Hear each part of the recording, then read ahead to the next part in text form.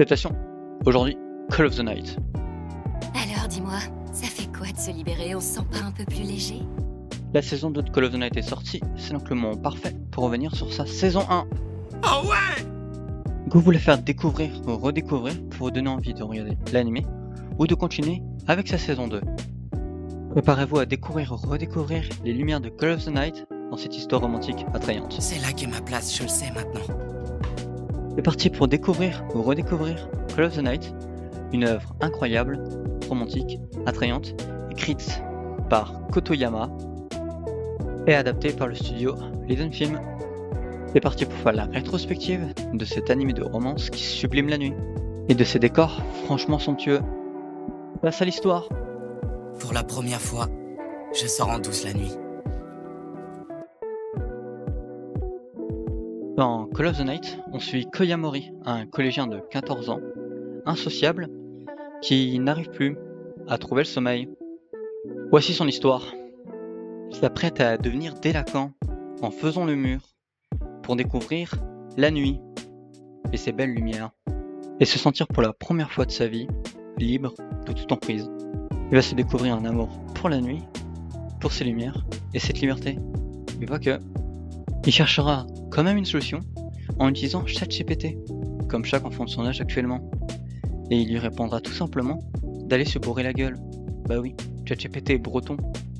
C'est logique. Heureusement, il n'ira pas jusqu'à mentionner Grok sur Twitter pour savoir si c'est vrai. Il ira bien évidemment suivre le conseil que ChatGPT lui a donné. 300 yens la bière, putain. Il y a 8-6, je pète ma bière. Moi le belul. Il se fera arrêter sur le point de prendre sa bière par une dealeuse du coin, qui ni une ni deux lui proposa de venir chez elle, parce que c'est logique. Logique. Juste logique. Mais c'est pas grave, il s'avérait qu'en fait Nazuna, qui est cette fameuse dealeuse, est en réalité médecin du sommeil, et donc va venir se déshabiller pour dormir avec le jeune Ko. Attends, c'est mon script ça? Bizarre l'ambiance. C'est quand même plutôt bizarre de proposer ça à un gamin de 14 ans. Mais non, en fait c'est une vampire, donc tout va bien. Elle veut juste le sucer. Son sang, même si je finis pas ma phrase, ça marche pas hein. En vrai, à cette place, là, il va donc mordre Ko, qui ne sera pas transformé en vampire. On ne sait pas pourquoi, enfin... Si, elle l'explique après. Tu t'es pas transformé en vampire pour une raison très simple. En gros, pour qu'un humain se change en vampire, eh ben il faut que l'humain tombe amoureux du vampire en question. Maintenant que Ko a goûté à la liberté et à la beauté de cette nuit, il a plus qu'un objectif en tête. Oui, j'en suis conscient. Je dois tomber amoureux du vampire en question. Tais-toi, c'est gênant! Il a réussi à tomber facilement amoureux de ses décors. Malheureusement, ce n'est pas le mode difficile, cela. Ce qui est vraiment compliqué pour Ko, c'est l'amour, de base, avec des gens vivants. Ça fait deux. Il est pas doué, il est éclaté. Hein. Honnêtement, nul. Après, il peut rien. Hein. Donc il va découvrir la lune en compagnie de Nazuna pour essayer de comprendre ce sentiment et atteindre son objectif. Il laissera tomber les cours pour Nazuna et pour cette nuit, cette liberté, cette beauté. Ça ne sera pas si simple car il retrouve son ami d'enfance, Akira Azai, qui aura bien évidemment comme réflexe de lui demander un motif d'absence qu'il n'a pas pu rendre à la vie scolaire. Quel gueudin. Ko était trop occupé avec un jeu de roman japonais, même si par la suite il expliquera pourquoi il est absent avec l'aide de Nazuna, en prétextant un échange de bons compromis.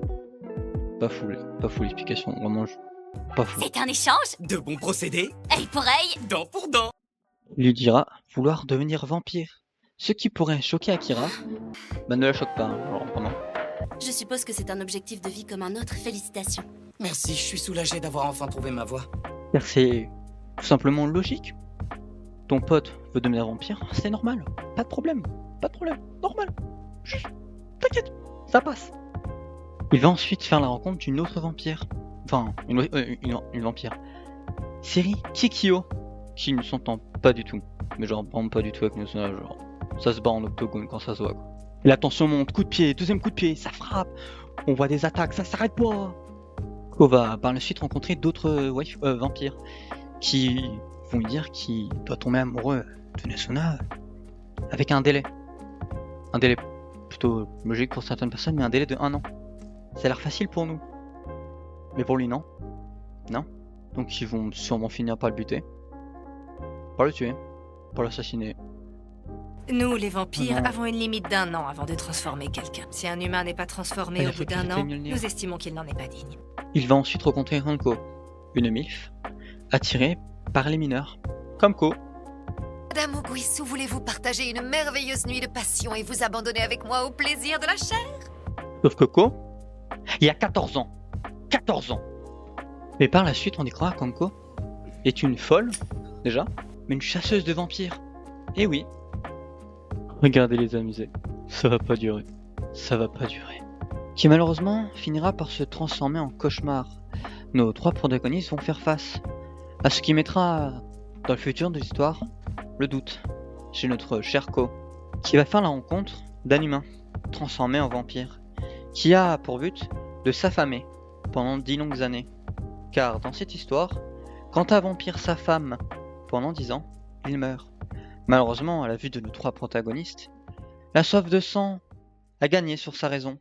Il se metta donc à plaquer Akira et prouver encore que c'est pas une bonne idée de devenir un vampire. Heureusement pour nos 3 jeunes protagonistes, Hanko lui fera calmer sa soif de sang. Elle va ensuite lui faire le cadeau de mourir en tant qu'humain. Meurs en tant qu'humain et trouve enfin la paix. Le jour se lève.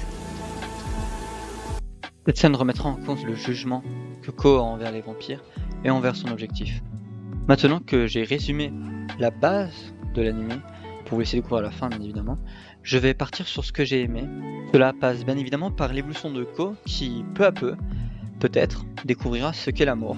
Et même s'il se peut qu'il ne puisse pas aimer, on adore voir l'évolution de sa relation avec Nazuna, avec Akira ou même tous les autres vampires, car son passé maussade devient de plus en plus lumineux.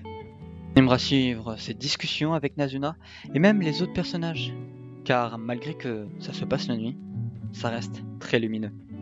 On aimera découvrir les autres vampires par la suite, même si pour la saison 1, ils ne sont pas très développés contrairement à Nazuna, Seri Kikyo ou encore plus tard Midori, quand on aura un épisode sur son maître café. On aimera aussi voir les évolutions des relations humain-humain, vampire-humain, vampire-vampire, qui pour une durée de 13 épisodes a réussi à bien développer ses relations, mais pas que. Dans la saison 2, on peut s'attendre à une évolution des conflits humains-vampires et plus de combats. On a vu ce qu'il pouvait faire avec la saison 1, avec une scène de combat entre Seri Kikyo et Nazuna, et on peut s'attendre qu'à du mieux. Je n'ai pas encore vu la saison 2, je fais ça pour aller la voir. Cet anime peut réjouir fans de bagarre, mais pas que. En saison 2, on peut bien sûr s'attendre à une évolution de Ko, ce qui réjouira, en plus de la bagarre, les fans de romance, comme Bunny Senpai. L'anime a aussi sa petite touche comique, souvent des allusions. Je vais de ce pas vous laisser avec un extrait d'une des vannes de l'anime. C'est ça alors ton style de nana? Tu veux une fille discrète et silencieuse avec une paire de pare-chocs tellement gros qu'elle tient pas debout? L'anime Come the Night est un rendez-vous entre amour, bagarre et nuit. Admirez-moi ces décors quand même. Bien évidemment, on aimera suivre ce groupe. J'ai déjà parlé de suivre Ko et ses galères, mais avec eux c'est encore mieux. On les verra évoluer grâce à eux, on les verra évoluer dans l'histoire, et c'est quand même bien. On a un travail énorme de la part de Creepy Nuts pour l'opening comme Daten, ou encore l'ending Yofukashi no Utai. Tous les deux sont incroyables, faut quand même Creepy Nuts, merci. Mais ils reviennent pour la saison 2, avec Mirage comme opening, et Never ou Never comme ending. Donc vous pouvez aller les écouter parce que personnellement j'ai écouté, ils sont incroyables. Je peux pas vous les mettre en extrait sinon je serais strike. Je sais pas fou.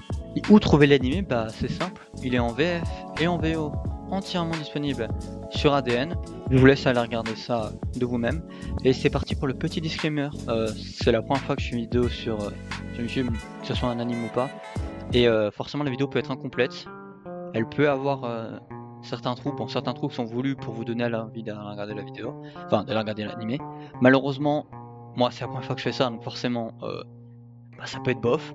Donc je suis là, je vais regarder tous les commentaires pour voir les conseils, les critiques, faites-en s'il vous plaît, parce que j'ai vraiment besoin d'aide. c'est un peu le début. Donc n'hésitez pas à lâcher des commentaires pour me donner des conseils, des critiques. Il y a des trucs écrits d'ailleurs sur la vidéo là. C'est comme ça, c'est en parallèle. Vous pouvez lire en même temps. Merci d'avoir suivi la vidéo. N'hésitez pas, bon, la phrase de base, lâcher un like, vous abonner, mettre un commentaire parce que je suis en manque d'argent. C'est faux. Sur ce, bye.